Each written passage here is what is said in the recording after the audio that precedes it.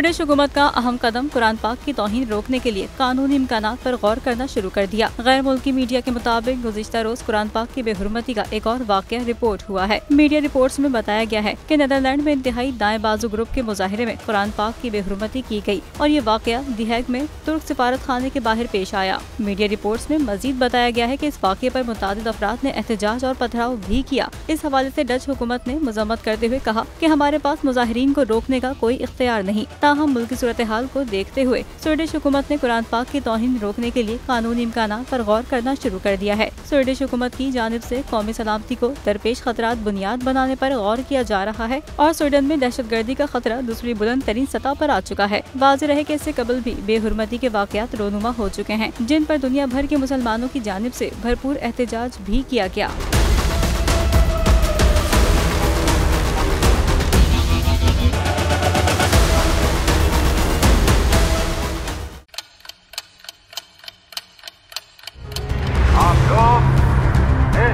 पाकिस्तान में आजाद है।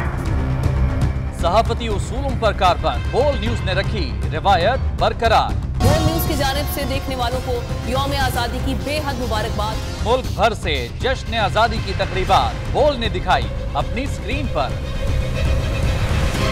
पाकिस्तान के 76वें यौम आजादी का जश्न बोल ने सुनाई पाकिस्तान जिंदाबाद के नारों की गूंज। बोल की सबसे बड़ी ट्रांसमिशन में पाकिस्तान का नाम रोशन करने वालों ने दिए कौम को पैगामात। बेपनाह मुश्किलात का सामना करके इस मुल्क को हासिल किया। आजाद कौमों को बहुत सी कुर्बानियां देनी पड़ती हैं। 76 वालियों में आजादी का दिन जोश खरोश के साथ मना रहे हैं। क्योंकि जिंदाबाद पाकिस्तान ये है बोल की पहचान।